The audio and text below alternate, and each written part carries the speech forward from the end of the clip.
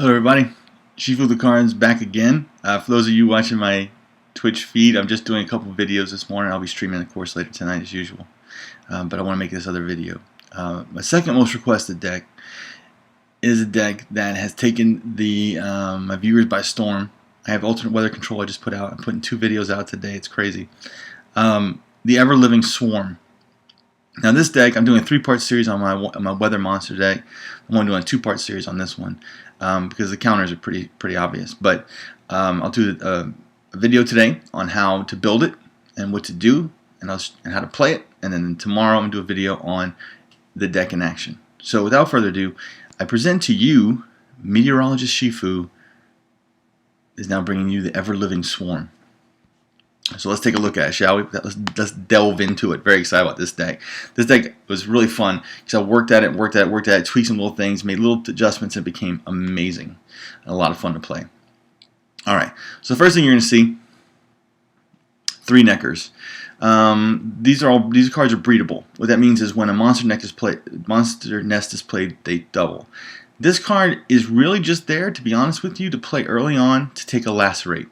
It can be a win condition too, depending on how you play it, but really this is not the backbone of the deck. This is just another breedable card. This is my addition that works so well. A Necker Warrior. And I'll get into this. I should start at the beginning. This deck is based around Arrakis. Oh, this is an Arrakis deck, really. What you want to do is Arrakis Muster. Alright, that's the key part of this deck.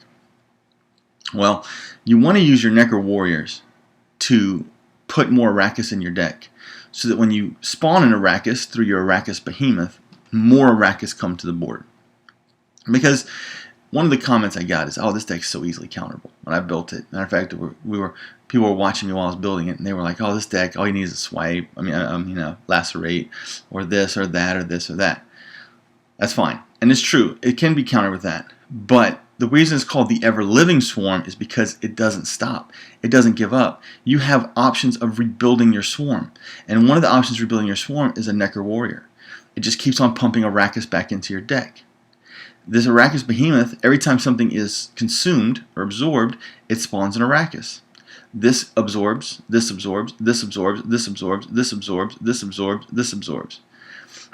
So you have ways of producing them, not only through just having them in your hand. You want to have it in your hand, you want to have an Arrakis, and you want to have a Necker in your hand. And the reason why you have a Necker is throw it out there and let them be, get rid of it, so that the Arrakis are free to go. This deck is legendary because when I was playing through it, and I'll show you the video, I scored 367 points in a round, and beaten 376 points in a round, and beaten an opponent 376 to 76. It is just lethal and explosive and fun. So back to the deck. 3 Neckers, 3 Necker Warriors, 2 Ghouls, 3 Ekimara, which are very crucial to this deck. And one of Ekimara's favorite snack is right next to it, the prize-winning cow. Prize-winning cow, if you have, the dream scenario happens all the time, is you have an Arrakis Behemoth out, you have a prize-winning cow out, you eat the prize-winning cow, which spawns a Chort, makes your Ekimara stronger, and the Arrakis Behemoth spawns an Arrakis that hopefully musters more. It's an amazing swing. It does a lot of points, and it really disheartens your opponent. 3 Arrakis, very key. Now this one, the Grave Hag. I finally got her. Okay, remove all non-gold units in your graveyard from the game and add 1 strength to this unit for each. If you have her out, let's say it's round 2 or 3, you play this card first, then you play her.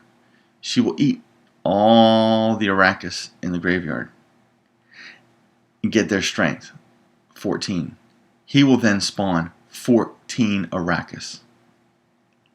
It is the ultimate power combo, and your opponent will just be like, what just happened?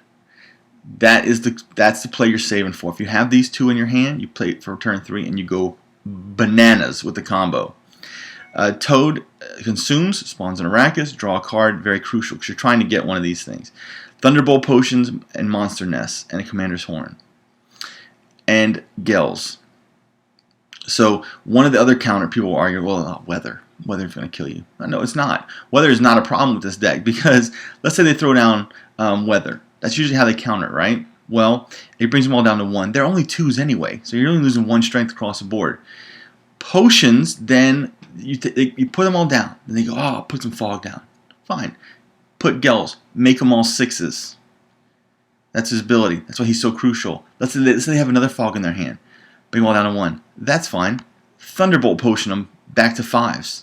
Then 9s. Then Commander Horde them to 18s. You get the idea. It is an ever-living swarm. We don't take no for an answer. We keep on trying to put Arrakis on the board. We keep on trying to swarm the board. There's many ways of doing it, and the deck is super fun and super explosive. This deck has won a lot. It has lost very few times. Now you have a lot of decks out there that are trying to outscore you, like Northern Realms Promotion. They're trying to do all their cool stuff. Skellige's trying to do all their cool stuff. And they're trying to get all these points. They will not beat you. You will blow them away, because if they don't tend to your board, and it's very hard to tend to your board, they will not. You will just outscore them. You will just flurry them to death. So the opening hand, what you want to have, the dream opening hand, is 1 Necker Warrior, an Ekimara, an Arrakis Behemoth, and one of these 3, like a Thunderbolt Potion.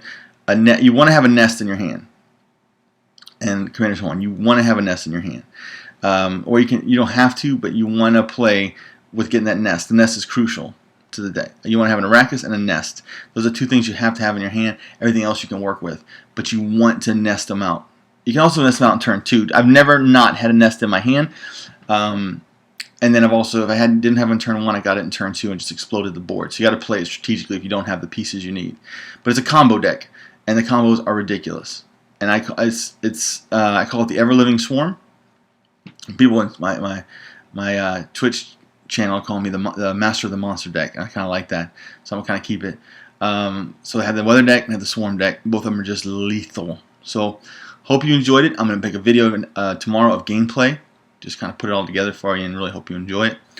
Shifu with the cards. It has 27, hashtag 27, because you can search through so much and get them. It works really well. All of them synergize really well.